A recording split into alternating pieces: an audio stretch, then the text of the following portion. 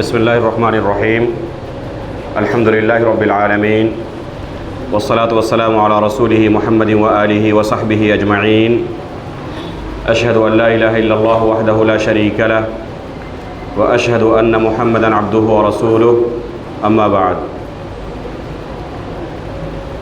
محترم حاضرین، ابھی جو مہینہ گزر رہا ہے وہ بہت ہی بابرکت اور محترم مہینہ ہے۔ نبی کریم صلی اللہ علیہ وسلم نے اسے اللہ رب العالمین کا مہینہ کہا ہے۔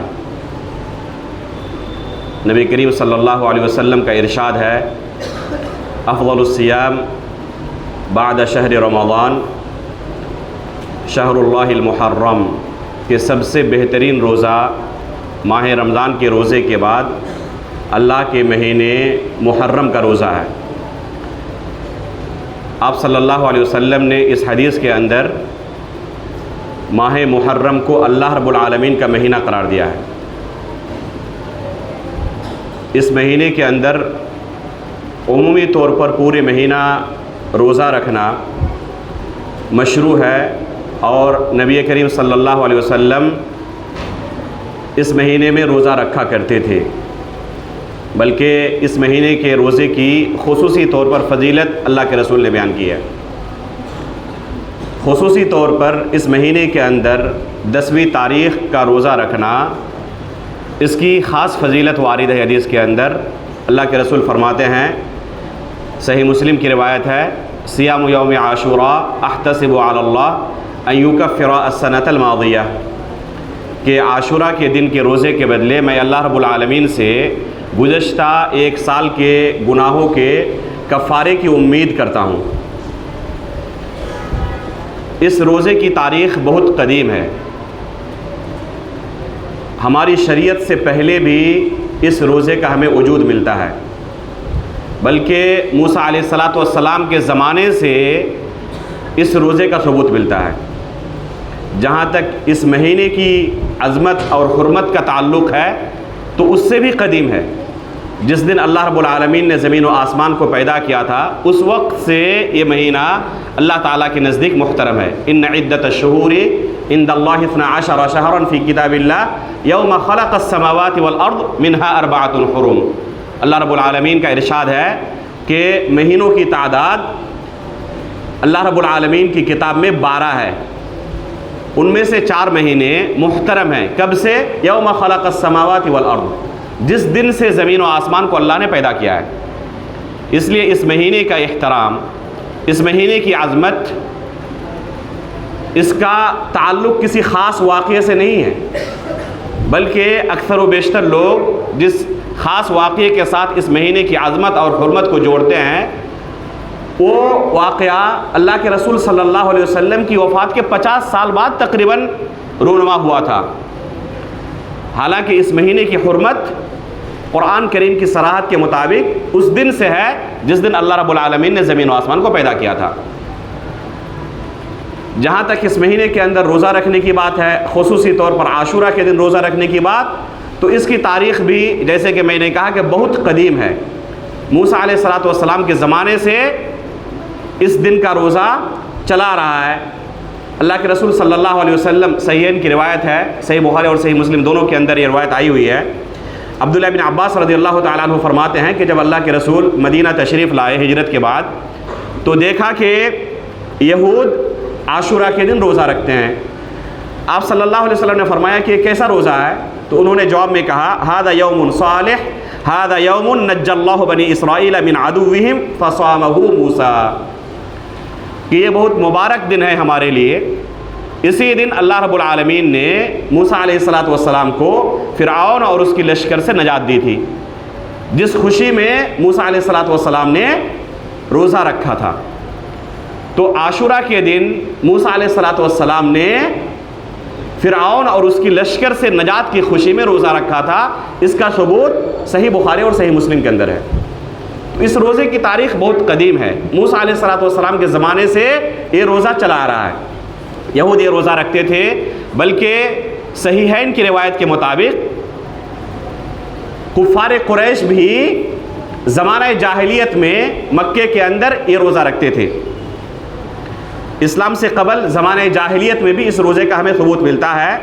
چنانچہ ام المؤمنین عائشہ رضی اللہ تعالیٰ عنہ فرماتی ہیں، اور یہ روایت صحیح بخاری اور صحیح مسلم دونوں کے اندر ہے، کان یوم عاشوراء تصومہ قریش فی الجاہلیہ وکان رسول اللہ صلی اللہ علیہ وسلم یصومہ، کہ عاشوراء کے دن قریش زمانہ جاہلیت میں بھی روزہ رکھتے تھے اور اللہ کے رسول صلی اللہ علیہ وسلم بھی اس دن کا روزہ رکھتے تھے. ہجرت سے پہلے کی بات ہے کہ قریش زمانہ جاہلیت میں اس دن کا روزہ رکھتے تھے، اسی طرح اللہ کے رسول صلی اللہ علیہ وسلم بھی روزہ رکھتے تھے. تو اس روزے کی تاریخ بہت قدیم ہے. موسیٰ علیہ السلام بھی روزہ رکھتے تھے، یہود بھی روزہ رکھتے تھے، قریش بھی روزہ رکھتے تھے، یہاں تک کہ بعض احادیث کے اندر ملتا ہے کہ تمام انبیاء اکرام یہ روزہ رکھتے تھے، لیکن وہ حدیث ثابت نہیں ہے، وہ حدیث ضعیف ہے تمام انبیاء اکرام کے سلسلے میں. البتہ صحیح بخاری اور صحیح مسلم کی روایت کے مطابق موسیٰ علیہ السلام کے روزہ رکھنے کا ثبوت ملتا ہے. اسی طرح قریش کے زمانہ جاہلیت میں روزہ رکھنے کا بھی ثبوت ملتا ہے. اللہ کے رسول صلی اللہ علیہ وسلم کا مکہ کے اندر روزہ رکھنے کا ثبوت ملتا ہے. جب ہجرت کر کے اللہ کے رسول مدینہ تشریف لائے، یہاں بھی اس روزے کا سلسلہ جاری رکھا اور صحابہ اکرام کو بھی اللہ کے رسول روزہ رکھنے کی تاکید کرتے تھے، بلکہ بہت زیادہ تاکید کرتے تھے. ایک روایت کے اندر آتا ہے کہ اللہ کے رسول صلی اللہ علیہ وسلم سلمہ بن اکوع رضی اللہ تعالی عنہ فرماتے ہیں، امر النبی صلی اللہ علیہ وسلم رجلا من اسلم ان اذن فی الناس ان من كان اکل فلیصم بقیۃ یومه ومن لم یکن اکل فلیصم فان اليوم یوم عاشوراء. سلمہ بن اکوع رضی اللہ تعالیٰ عنہ فرماتے ہیں کہ اللہ کے رسول صلی اللہ علیہ وسلم نے قبیلہ اسلم کے ایک شخص کو یہ اعلان کرنے کے لیے بھیجا کہ جو عاشوراء کے دن اللہ کے رسول نے اعلان کرنے کے لیے بھیجا کہ اگر کسی نے صبح سے کھا لیا ہے تو باقی دن وہ کھانے پینے سے رکا رہے، روزہ رکھے. اس سے اس کی اہمیت کا پتہ چلتا ہے کہ اگر کوئی کھا بھی لیا ہے صبح سے، تب بھی باقی دن اس اعلان کے بعد باقی دن وہ کھانے پینے سے رکا رہے، اور اگر کسی نے نہیں کھایا ہے تو وہ پورے دن کا روزہ رکھے، اس لیے کہ آج کا دن عاشورے کا دن ہے. اور یہ روایت صحیح بخاری اور صحیح مسلم دونوں کے اندر ہے. اسی طرح ابن عباس رضی اللہ تعالیٰ عنہ فرماتے ہیں، ما رأيت النبي صلی اللہ علیہ وسلم يتحرى صيام يوم فضله على غيره الا هذا اليوم يوم عاشوراء وهذا الشهر يعني شهر رمضان. ابن عباس رضی اللہ تعالیٰ عنہ فرماتے ہیں کہ میں نے اللہ کے رسول کو عاشوراء کے دن اور ماہ رمضان سے زیادہ کسی دن روزے کا اہتمام کرتے ہوئے نہیں دیکھا، جس کو اللہ کے رسول دوسرے ایام سے افضل قرار دیتے ہوں روزہ رکھنے کے سلسلے میں، تو ماہ رمضان اور یوم عاشوراء سے زیادہ کسی دن کا اہتمام کرتے ہوئے اللہ کے رسول کو میں نے نہیں دیکھا. تو اللہ کے رسول صلی اللہ علیہ وسلم بہت زیادہ اس روزے کا اہتمام کرتے تھے، خود روزہ رکھتے، صحابہ اکرام کو روزہ رکھنے کا حکم دیتے. اگر کوئی صبح سے کھا بھی لیا ہو تو اس کو بھی باقی دن کھانے پینے سے رکنے کا حکم دیتے. جنہوں نے صبح سے نہیں کھایا ہے ان کو روزہ رکھنے کا حکم دیتے کہ روزہ یہ مکمل کریں آپ. یہاں تک کہ صحابہ اکرام کے تعلق سے آتا ہے کہ اپنے چھوٹے بچوں کو بھی عاشوراء کے دن وہ روزہ رکھواتے. اگر بچے روتے بھوک سے تو ان کو کھلونے دیتے، بہلاتے پھسلاتے، یہاں تک کہ افطار کا وقت ہو جاتا. اس سے اس روزے کی اہمیت کا پتہ چلتا ہے کہ شریعت کی نگاہ میں یہ روزہ کتنا زیادہ اہم ہے. بلکہ صحیح قول کے مطابق رمضان کے روزے فرض ہونے سے پہلے اس امت پر اس دن کا روزہ فرض تھا. اس بارے میں اختلاف ہے علماء کے درمیان کہ عاشورے کا حکم رمضان کے روزے فرض ہونے سے پہلے کیا تھا، کیا مستحب ہی تھا یا فرض تھا. راجح قول کے مطابق عاشورے کا روزہ رمضان کے روزے فرض ہونے سے پہلے فرض تھا. اس کی دلیل صحیح بخاری اور صحیح مسلم کی اما عائشہ رضی اللہ تعالیٰ عنہ کی یہ روایت ہے جو ابھی تھوڑی دیر پہلے میں نے آپ کے سامنے پڑھی ہے کہ کان یوم عاشوراء تصومہ قریش فی الجاہلیہ وکان رسول اللہ صلی اللہ علیہ وسلم یصومہ. آگے فرماتی ہیں فلما قدم المدینہ صامہ وامر بصیامہ. جب اللہ کے رسول مدینہ تشریف لائے تو خود روزہ رکھا اور صحابہ اکرام کو روزہ رکھنے کا حکم دیا. وامر بصیامہ. اور اصول کے مطابق اللہ کے رسول اگر کسی چیز کا حکم دیں تو امر وجوب پر دلالت کرتا ہے. اگر اس کے لیے کوئی قرینہ صارفہ نہ ملے تو امر وجوب پر دلالت کرتا ہے. اما عائشہ کا یہ کہنا فصامہ وامر بصیامہ اس بات کی دلیل ہے کہ اس روزے کا اللہ کے رسول نے حکم دیا تھا اور یہ حکم وجوبی تھا. اس کی مزید تاکید آگے کے جملے سے ہو رہی ہے. فرماتی ہیں فلما فرض رمضان ترک یوم عاشوراء فمن شاء صامہ ومن شاء ترکہ. فرماتی ہیں کہ فلما فرض رمضان ترک یوم عاشوراء، جب رمضان کا روزہ فرض ہو گیا تو عاشورے کا روزہ ترک کر دیا. اگر ہم یہ مانیں کہ عاشورہ کا روزہ رمضان کے روزے فرض ہونے سے پہلے مستحب تھا تو اس سے کیا لازم آئے گا کہ رمضان کے روزے فرض ہونے کے بعد عاشورے کا جو حکم مستحب تھا وہ متروک ہو گیا.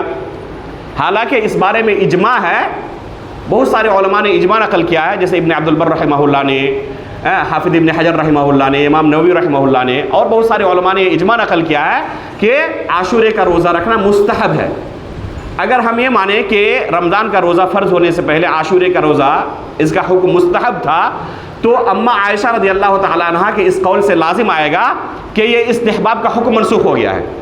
فرماتے ہیں فلما فرض رمضان ترک یوم عاشوراء، جب رمضان کا روزہ فرض ہو گیا تو عاشورے کا روزہ چھوڑ دیا. تو کیا چھوڑا؟ استحباب کا حکم چھوڑا یا فرضیت کا حکم چھوڑا؟ ظاہر سی بات ہے کہ استحباب کا حکم باقی ہے، یہ متروک اور منسوخ نہیں ہوا ہے.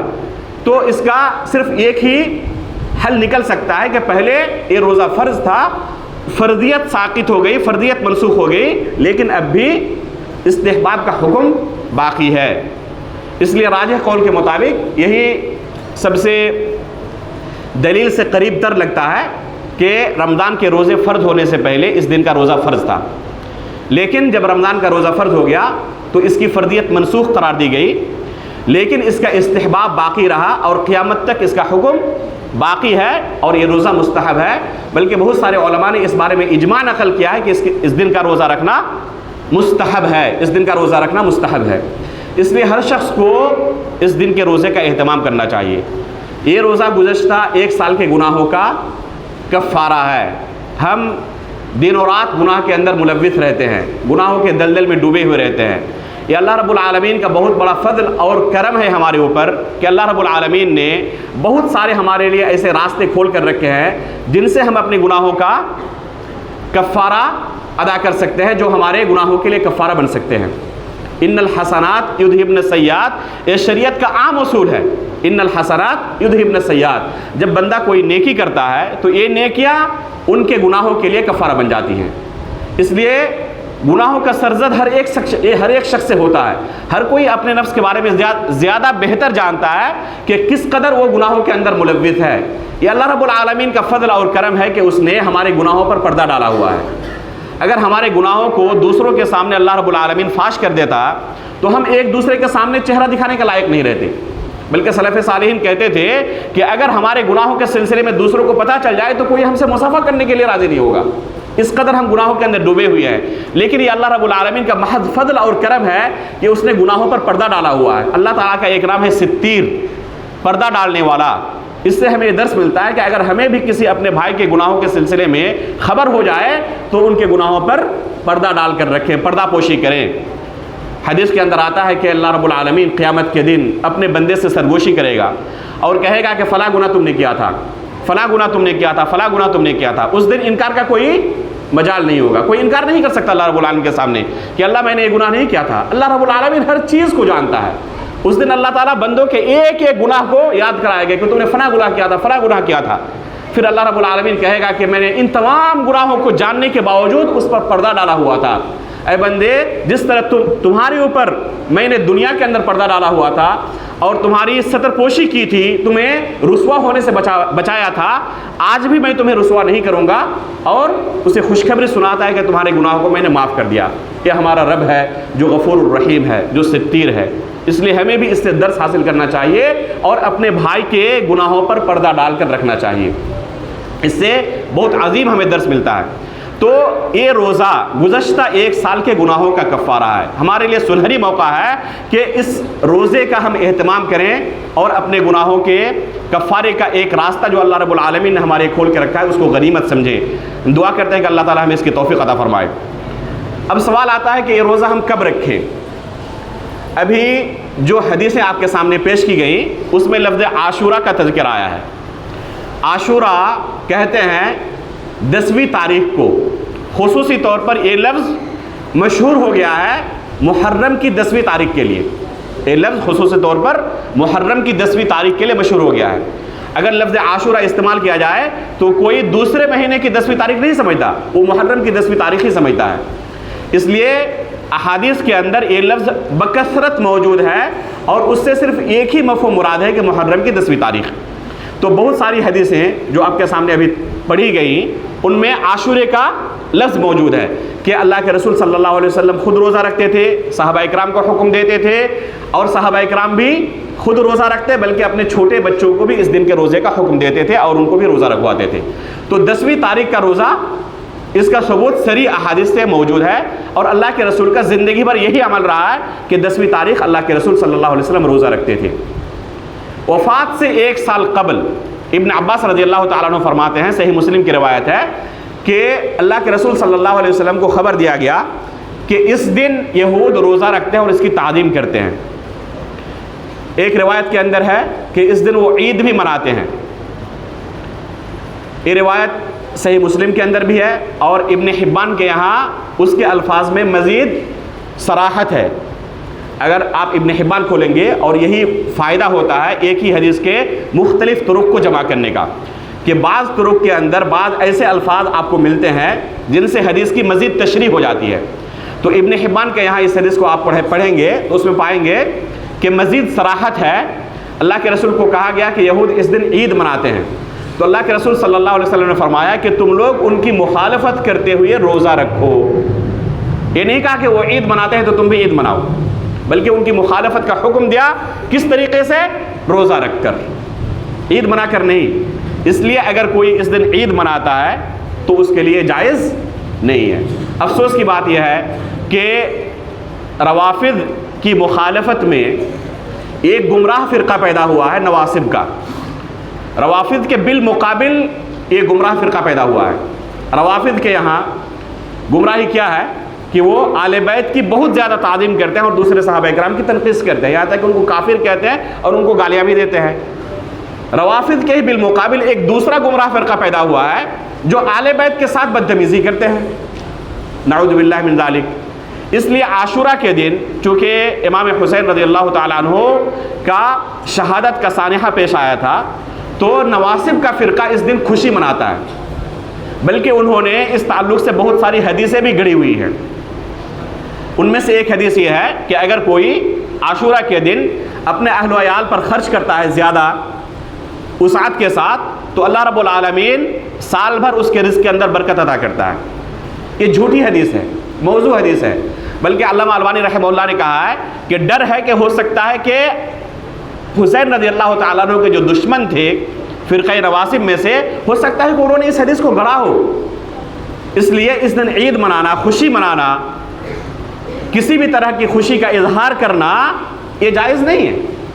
صرف ایک چیز کی ہمیں شریعت کی طرف سے تعلیم ملتی ہے، وہ کیا ہے کہ اس دن ہم روزے کا اہتمام کریں۔ اس دن صرف ہم روزے کا اہتمام کریں۔ عید منانا، خوشی منانا، اپنے اہل و عیال پر خرچ کرنا، نئے کپڑے پہننا، جس طرح یہ جائز نہیں ہے اسی طرح اس دن غم منانا بھی جائز نہیں ہے، ماتم منانا بھی جائز نہیں ہے۔ جلوس نکالنا، سینہ کوبی کرنا، گریبان چاک کرنا، جو کہ آپ دیکھ رہے ہیں آج سڑکوں کے اندر، تو دونوں عمل ناجائز ہے، دونوں کے اندر افراط و تفریط ہے۔ اہل سنت والجماعت کا جو مذہب ہے وہ اعتدال پر مبنی ہے، وسطیت پر مبنی ہے۔ نہ ہم اس دن ماتم مناتے ہیں اور نہ خوشی مناتے ہیں۔ شریعت کی جو تعلیم ہے کہ اس دن ہم روزہ رکھیں تو ہم اس دن روزہ رکھتے ہیں۔ تو 10ویں تاریخ کے روزے کا اللہ کے رسول صلی اللہ علیہ وسلم نے حکم دیا۔ جب کہا گیا کہ یہود اس دن عید مناتے ہیں تو آپ صلی اللہ علیہ وسلم نے فرمایا کہ تم لوگ اس دن روزہ رکھو۔ پھر آپ صلی اللہ علیہ وسلم نے فرمایا، جیسے کہ ابن عباس کی روایت ہے صحیح مسلم کے اندر، لَإِن بَقِيتُ إِلَىٰ قَادِمٍ لَأَصُومَنَّ التَّاسِعَ، مختلف الفاظ کے تحت یہ حدیث وارد ہے صحیح مسلم کے اندر۔ فَإِذَا كَانَ الْعَامُ الْمُقْبِلُ صُمْنَا الْيَوْمَ التَّاسِعَ، اس طرح کی بھی ایک روایت ہے، مختلف الفاظ کے ساتھ یہ حدیث صحیح مسلم کے اندر مروی ہے۔ اس کا خلاصہ یہ ہے کہ اللہ کے رسول صلی اللہ علیہ وسلم نے فرمایا کہ اگر آئندہ سال میں زندہ رہا، اسی سے ایک اشارہ ملتا ہے کہ اللہ کے رسول صلی اللہ علیہ وسلم کو ایک خوف تھا کہ ہو سکتا ہے آئندہ سال میں زندہ نہ رہوں، اور ہوا بھی ایسے ہی۔ آپ نے فرمایا لئن بقیت الی قادم، اگر آئندہ سال میں زندہ رہا، لأصومن التاسع، تو ضرور بالضرور میں 9ویں تاریخ کا بھی روزہ رکھوں گا۔ اس سے بعض علماء نے یہ بھی استدلال کیا ہے کہ صرف 9ویں تاریخ کا روزہ رکھنا جائز ہے، اور بعض علماء نے اسے ابن عباس رضی اللہ تعالیٰ عنہ کی طرف بھی منسوب کیا ہے کہ ان کا مذہب ہے صرف 9ویں تاریخ کا روزہ رکھا جائے، 10ویں کا نہیں، صرف 9ویں کا۔ حالانکہ ابن عباس رضی اللہ تعالیٰ عنہ کی طرف اس قول کی نسبت صحیح نہیں ہے، صحیح سند سے ان سے بھی مروی یہی ہے کہ 9ویں اور 10ویں تاریخ کا روزہ رکھا جائے، 9ویں اور 10ویں تاریخ کا روزہ رکھا جائے۔ علماء نے صحیح مسلم کی اس روایت کا معنی بیان کرتے ہوئے کہا ہے کہ اس حدیث کا معنی یہ ہے کہ 10ویں کے ساتھ 9ویں تاریخ کا بھی روزہ رکھا جائے۔ حافظ ابن حجر نے فتح الباری کے اندر، اسی طرح علامہ عینی رحمہ اللہ نے صحیح بخاری کی شرح عمدۃ القاری کے اندر، اسی طرح زرقانی نے، شوکانی نے اور بہت سارے شارحین حدیث نے اس حدیث کی شرح کرتے ہوئے یہ کہا ہے کہ جمہور صحابہ اور تابعین کا مذہب یہی ہے کہ 9ویں کے ساتھ 10ویں تاریخ کا روزہ رکھا جائے۔ اس لیے ہمیں چاہیے کہ 10ویں کے ساتھ 9ویں تاریخ کا بھی روزہ رکھیں۔ آپ صلی اللہ علیہ وسلم نے خواہش ظاہر کی تھی کہ آئندہ سال میں زندہ رہا تو 9ویں تاریخ کا بھی روزہ رکھوں گا، لیکن ماہ ربیع الاول کے اندر آپ صلی اللہ علیہ وسلم کی وفات ہو جاتی ہے، اور ماہ محرم آپ صلی اللہ علیہ وسلم دوبارہ نہیں دیکھ پاتے۔ تو یہ موقع آپ کی زندگی میں دوبارہ آیا نہیں کہ آپ بالفعل 9ویں تاریخ کا بھی روزہ رکھیں، لیکن چونکہ آپ نے خواہش ظاہر کی تھی کہ آئندہ سال میں زندہ رہا تو 9ویں تاریخ کا بھی روزہ رکھوں گا، اس لیے یہ مشروع ہے کہ ہم 10ویں کے ساتھ 9ویں تاریخ کا بھی روزہ رکھیں۔ یہاں ایک ضمناً بات ذکر کر دوں، تراویح کے موقع پر بہت سارے لوگ کہتے ہیں کہ اللہ کے رسول صلی اللہ علیہ وسلم نے صرف 3 دن تراویح کی نماز پڑھی ہے، اس لیے صرف 3 دن تراویح کی نماز پڑھنا سنت ہے، 3 دن سے زیادہ پڑھنا بدعت ہے۔ بعض علماء کا، یا علماء کہنا مناسب نہیں ہے، بعض لوگوں کا شاذ قول ہے یہ۔ بعض لوگ کہتے ہیں کہ تراویح کی نماز صرف جماعت کے ساتھ 3 دن مشروع ہے۔ دلیل کیا ہے؟ کیونکہ اللہ کے رسول نے صرف 3 دن جماعت کے ساتھ تراویح کی نماز ادا کی ہے، اس کے بعد آپ نے چھوڑ دیا تھا۔ یہاں پر عاشورہ کے موقع پر آپ دیکھیں کہ 9ویں تاریخ کا روزہ رکھنا آپ کیوں مشروع قرار دیتے ہیں؟ کیونکہ اللہ کے رسول نے خواہش ظاہر کی تھی۔ بالفعل اللہ کے رسول نے 9ویں تاریخ کا روزہ رکھا تھا؟ نہیں رکھا تھا، صرف 10ویں کا روزہ اللہ کے رسول نے رکھا ہے، لیکن خواہش ظاہر کی تھی کہ آئندہ سال زندہ رہا تو 9ویں کا بھی روزہ رکھوں گا۔ اس خواہش کی بنا پر 9ویں کا روزہ رکھنا بھی 10ویں کے ساتھ مشروع ہے۔ اللہ کے رسول نے 3 دن تراویح کی نماز ادا کی جماعت کے ساتھ، لیکن کیوں چھوڑا؟ کہ اللہ کے رسول کی خواہش نہیں تھی مزید پڑھنے کی؟ خواہش تھی، لیکن اس ڈر سے چھوڑا کہ کہیں یہ فرض نہ قرار دیا جائے۔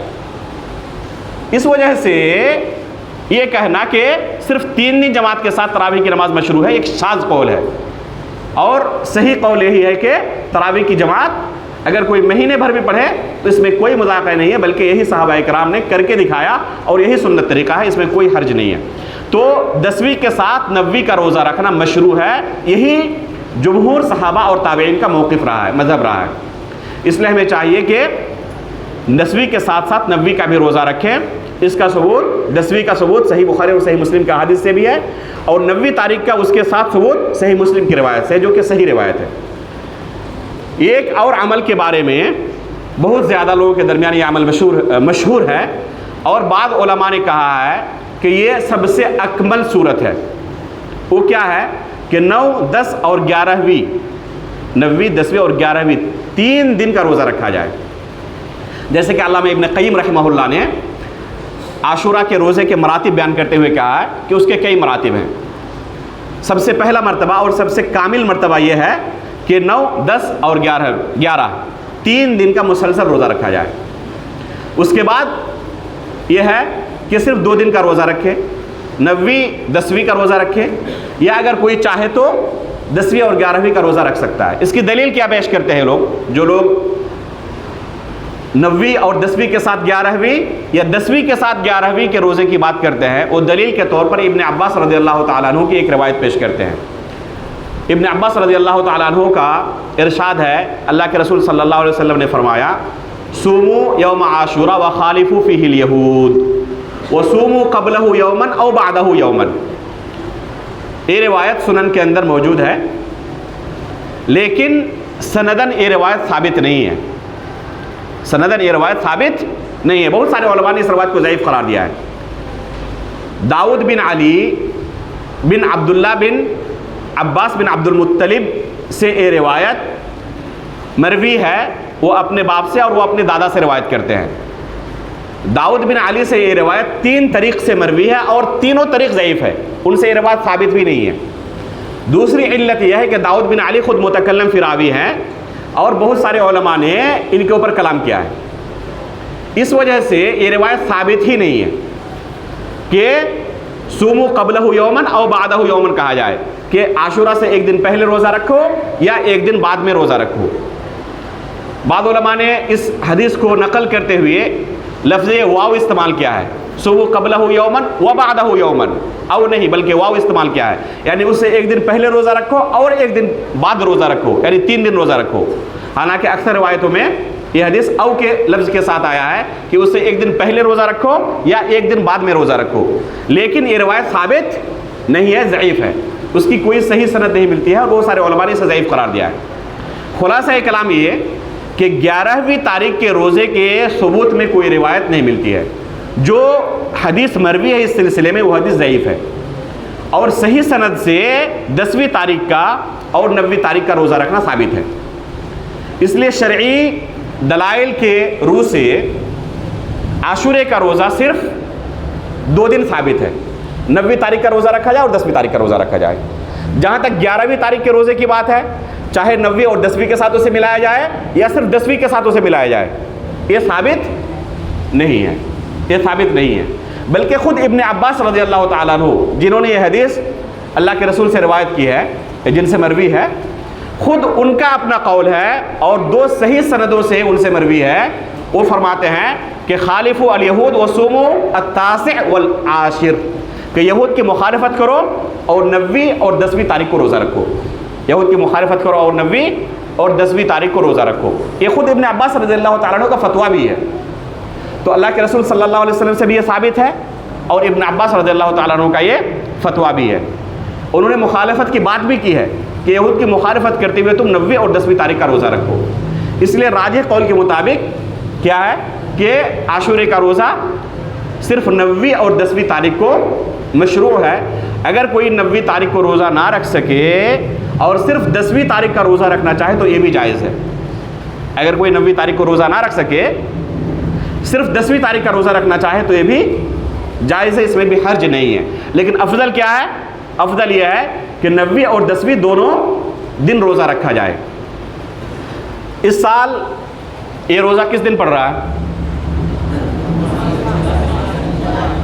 جمعہ اور سنیچر کو، جمعہ اور سنیچر کو. اس لیے جمعہ اور سنیچر کو یہ روزہ رکھنے کا آپ لوگ اہتمام کریں. جمعہ اور سنیچر کو یہ روزہ رکھنے کا اہتمام کریں. البتہ سنیچر کے دن کے تعلق سے بعض لوگوں کے ذہن میں یہ اشکال آ سکتا ہے کہ سنیچر کے روزے کا کیا حکم ہے. کیا سنیچر کے دن نفلی روزہ رکھنا جائز ہے؟ عاشورہ کا روزہ رکھنا اس کا حکم کیا ہے؟ نفلی ہے یا فرض ہے؟ ابھی بیان کیا گیا کہ اس کا روزہ مستحب ہے، اور اس بارے میں اجماع ہے علماء کا کہ اس دن کا روزہ رکھنا کیا ہے؟ مستحب ہے، نفلی روزہ ہے، یہ فرض روزہ نہیں ہے. تو سنیچر کے دن نفلی روزہ رکھنے کا حکم کیا ہے؟ اس بارے میں ایک حدیث مروی ہے. اللہ کے رسول صلی اللہ علیہ وسلم فرماتے ہیں لا تصوموا یوم السبت الا فیما افترض علیکم، لا تصوموا یوم السبت الا فیما افترض علیکم وان لم یجد احدکم الا لحاء عنبة او عود شجرة فلیمضغه. اللہ کے رسول فرماتے ہیں اس روایت کے مطابق کہ تم لوگ سنیچر کے دن روزہ نہ رکھو سوائے فرض روزے کے، فرض روزے کے علاوہ سنیچر کے دن روزہ نہ رکھو. صرف فرض روزہ اگر ہو تو سنیچر کے دن رکھنا جائز ہے. مثلا رمضان کا روزہ یا کسی کے پاس نذر کا روزہ ہے تو وہ رکھ سکتا ہے، اس لیے کہ نذر کا روزہ اس کا حکم کیا ہے؟ وہ واجب ہے. تو اللہ کے رسول نے اس روایت کے مطابق کیا فرمایا کہ تم لوگ فرض روزے کے علاوہ سنیچر کے دن روزہ نہ رکھو. اگر کوئی روزہ رکھ لے وَإِن لَّمْ يَجِدْ أَحَدُكُمْ إِلَّا لِحَاءَ عِنَبَةٍ أَوْ عُودَ شَجَرَةٍ فَلْيَمْضَغْهُ. اگر کسی کو روزہ توڑنے کے لیے کچھ نہ ملے سوائے درخت کے چھال کے تو درخت کا چھال چبا کر بھی وہ روزہ توڑ دے. سخت تاکید ہے. اس حدیث کی وجہ سے بعض علماء نے کہا ہے کہ سنیچر کے دن نفلی روزہ رکھنا جائز نہیں ہے۔ یہ حدیث بہت ساری احادیث کی کتابوں میں موجود ہے، لیکن اس کے ثبوت کے بارے میں اختلاف ہے۔ اکثر و بیشتر ائمہ جرح و تعدیل نے اس حدیث کو ضعیف قرار دیا ہے۔ اکثر و بیشتر ائمہ جرح و تعدیل جو مشہور ائمہ ہیں، جو معتبر اور معتدلین ہیں، اکثر و بیشتر ائمہ نے اس حدیث کو کیا قرار دیا ہے؟ ضعیف قرار دیا ہے۔ مثلا امام زہری رحمہ اللہ نے اس حدیث کو ضعیف قرار دیا ہے، امام اوزاعی رحمہ اللہ نے اس پر کلام کیا ہے، امام ابو داؤد رحمہ اللہ نے اس پر کلام کیا ہے، امام مالک رحمہ اللہ نے اس کو جھوٹ کہا ہے، کذب کہا ہے، امام ابو داؤد رحمہ اللہ نے اسے منسوخ قرار دیا ہے، امام طحاوی رحمہ اللہ نے اس پر کلام کیا ہے، امام اسرم رحمہ اللہ نے، امام احمد بن حنبل رحمہ اللہ نے، امام طحاوی رحمہ اللہ نے، حافظ ابن حجر رحمہ اللہ نے، ایک لمبی فہرست ہے ائمہ جرح و تعدیل کی، محدثین کی، جنہوں نے اس حدیث کو ضعیف قرار دیا ہے، کہہ رہے کہ یہ حدیث ثابت نہیں ہے۔ وہیں بعض علماء نے اس حدیث کو حسن یا صحیح بھی قرار دیا ہے، لیکن اکثر و بیشتر جنہوں نے حسن یا صحیح کہا ہے ان کا شمار محدثین نے متساہلین میں سے کیا ہے، کہ جن کے یہاں احادیث پر حکم لگاتے ہوئے تساہل پایا جاتا ہے۔ مثلا امام ترمذی رحمہ اللہ، امام ابن حبان رحمہ اللہ، امام ابن خزیمہ رحمہ اللہ، امام حاکم رحمہ اللہ، امام نووی رحمہ اللہ، ان علماء نے اس حدیث کو حسن یا صحیح کہا ہے۔ اور یہ تمام علماء ایسے ہیں جن کے اوپر ائمہ جرح و تعدیل نے یا محدثین نے جب تصنیف کی ہے محدثین کی، تو انہیں متساہلین میں سے شمار کیا ہے۔ امام ترمذی رحمہ اللہ نے اس حدیث کو حسن قرار دیا ہے اور اس کی تشریح کرتے ہوئے کہا ہے کہ اگر تعظیماً کوئی روزہ رکھے تب مکروہ ہے، اس لیے کہ یہود اس دن کی تعظیم کرتے ہیں، اس لیے اگر تعظیماً کوئی روزہ رکھے تو جائز نہیں ہے۔ اسی طرح بہت سارے علماء نے اس حدیث کو مد نظر رکھتے ہوئے سنیچر کے دن خصوصی طور پر اگر کوئی روزہ رکھنا چاہے تو اسے مکروہ کہا ہے۔ سنیچر کے دن خصوصی طور پر روزہ رکھنا چاہے تو اسے مکروہ کہا ہے، سنیچر کی وجہ سے۔ لیکن اگر سنیچر کی وجہ سے روزہ نہ رکھے، عاشورہ کی وجہ سے رکھ رہا ہے، عرفہ کی وجہ سے رکھ رہا ہے، شوال کے 6 روزے رکھنا مشروع ہے، اس وجہ سے رکھ رہا ہے اور سنیچر پڑ گیا۔ داؤد علیہ السلام کا روزے کا طریقہ کیا تھا؟ ایک دن روزہ رکھتے تھے، ایک دن چھوڑتے تھے، تو اس میں ضرور ضرور سنیچر کا دن ضرور پڑے گا۔ اگر اس ہفتے نہ پڑے تو آئندہ ہفتہ پڑ جائے گا۔ تو اس طرح اگر کوئی روزہ رکھنا چاہے یا اس سے ایک دن پہلے روزہ رکھے، یعنی جمعہ کے دن روزہ رکھے، تو مکروہ نہیں ہے۔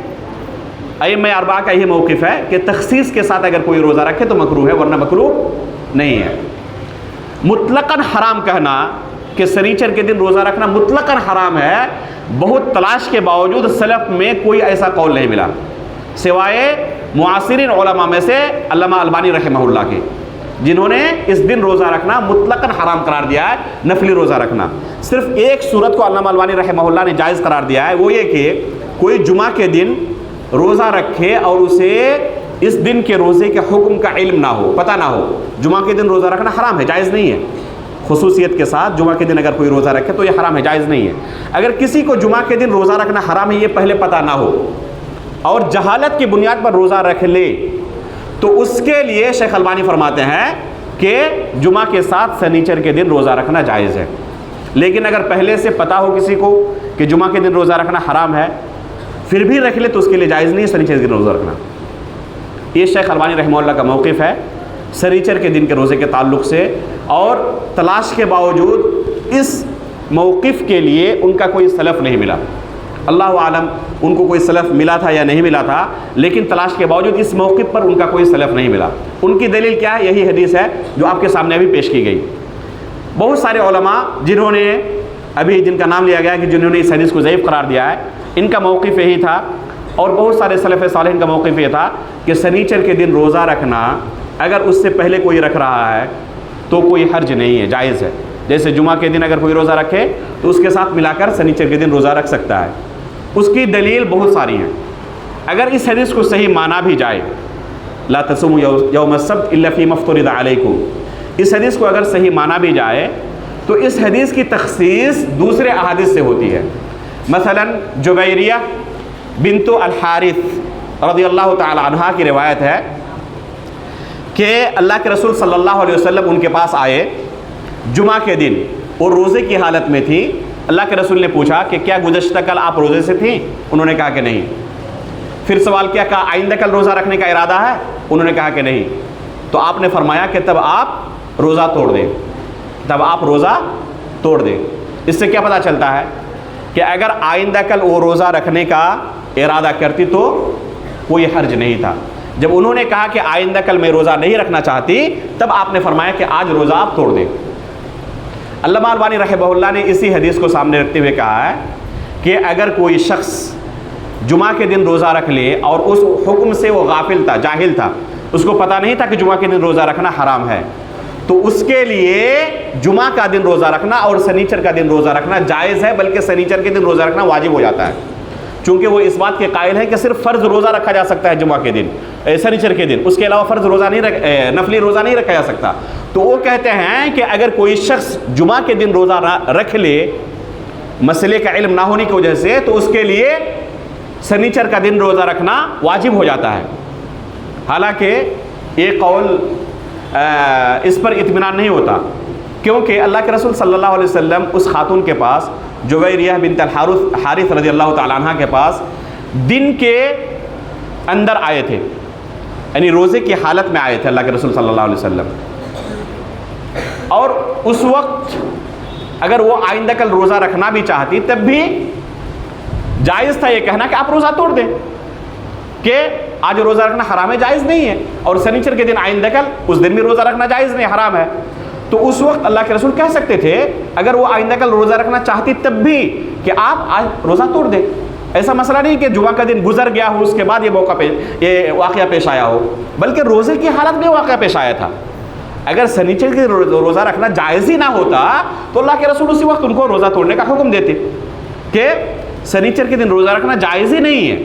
اس لیے چاہے آپ آئندہ کل روزہ رکھنے کا ارادہ کرتی ہو نہ کرتی ہو، آج ضرور آپ روزہ توڑ دیں، اور آئندہ کل بھی آپ کے لیے روزہ رکھنا منع ہے، جائز نہیں ہے. لیکن اللہ کے رسول نے ایسا نہیں کہا، بلکہ کیا کہا کہ کیا آپ آئندہ کل روزہ رکھنا چاہتی ہیں؟ انہوں نے کہا کہ نہیں. تب کہا کہ اذن فافطری، بعض روایت میں فافطری، تب آپ روزہ آج توڑ دیں. تو اس سے پتہ چلتا ہے کہ اگر کوئی سنیچر کے دن روزہ رکھنا چاہے اور جمعہ کے دن روزے سے ہے تو اس کے لیے کوئی حرج نہیں ہے، یعنی سنیچر کا دن جمعہ کے دن کے ساتھ ملا کر روزہ رکھے تو کوئی حرج نہیں ہے. اس حدیث سے واضح طور پر اس کا ثبوت ملتا ہے. اس لیے سنیچر کے دن روزہ رکھنا مطلقاً حرام نہیں ہے. خود صحیح حدیث کے اندر اس کی تخصیص وارد ہے کہ اگر کوئی شخص جمعہ کے دن روزہ رکھے تو کوئی حرج نہیں ہے. دوسری حدیث ابو ہریرہ رضی اللہ تعالیٰ عنہ کی ہے.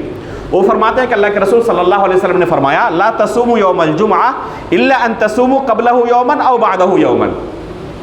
یہ ابو ہریرہ رضی اللہ تعالیٰ عنہ سے مروی ہے. اللہ کے رسول نے فرمایا لا تصوموا یوم الجمعہ الا ان تصوموا قبلہ یوما، جمعہ کے دن تم لوگ روزہ نہ رکھو الا کہ اس سے ایک دن پہلے روزہ رکھو یا ایک دن بعد روزہ رکھو. یہ قولی حدیث ہے اور یہ حدیث صحیح ہے. اس حدیث سے واضح طور پر ثبوت ملتا ہے کہ اگر کوئی شخص سنیچر کے دن روزہ رکھے اور اس سے پہلے جمعہ کے دن روزہ رکھا ہے تو کوئی حرج نہیں ہے. تو ان دونوں حدیثوں سے لا تصوموا یوم السبت والی جو حدیث ہے اس سے تخصیص وارد ہوتی ہے. اسی طرح شریعت کے اندر بہت سارے ایسے روزے ہیں جن کا ثبوت ملتا ہے صحیح احادیث سے. ان احادیث سے اس بات کی طرف واضح اشارہ ملتا ہے کہ سنیچر کے دن روزہ رکھنا مطلقاً حرام نہیں ہے. مثلا صوم داؤد کی فضیلت اللہ کے رسول نے بیان کی ہے کہ سب سے بہترین روزہ داؤد علیہ السلام کا روزہ ہے. ایک دن روزہ رکھتے تھے، ایک دن افطار کرتے تھے، ایک دن روزہ رکھتے تھے اور ایک دن روزہ چھوڑتے تھے. اس طرح آپ کر کے دیکھیں 2 ہفتے کے اندر ایک دن سنیچر کا دن ضرور پڑے گا. اسی طرح اللہ کے رسول ایام 20 کے روزے رکھتے تھے اور اس کی فضیلت بھی وارد ہے، یعنی 13ویں 14ویں اور 15ویں تاریخ کا روزہ ہر مہینے رکھتے تھے. یہ وارد نہیں ہے کہ سنیچر کے دن اگر پڑ جائے تو آپ روزہ نہ رکھیں. اس لیے اگر کوئی مشروع روزہ ہے شریعت کی طرف سے، اگر کسی روزے کی فضیلت وارد ہے یا اس کا ثبوت موجود ہے اور وہ روزہ سنیچر کے دن پڑ رہا ہے تو راجح قول کے مطابق اس روزے کے رکھنے میں کوئی حرج نہیں ہے. یہی محققین علماء کا موقف رہا ہے، بلکہ اکثر و بیشتر سلف صالحین کا یہی موقف رہا ہے کہ اس میں کوئی حرج نہیں ہے. اگر کوئی مستقل طور پر بھی سنیچر کا روزہ رکھنا چاہے تب بھی جائز ہے. اس کے بھی بہت سارے سلف صالحین قائل ہیں کہ صرف سنیچر کا روزہ رکھنا چاہے جمعہ کے ساتھ ملا کر نہیں تب بھی جائز ہے.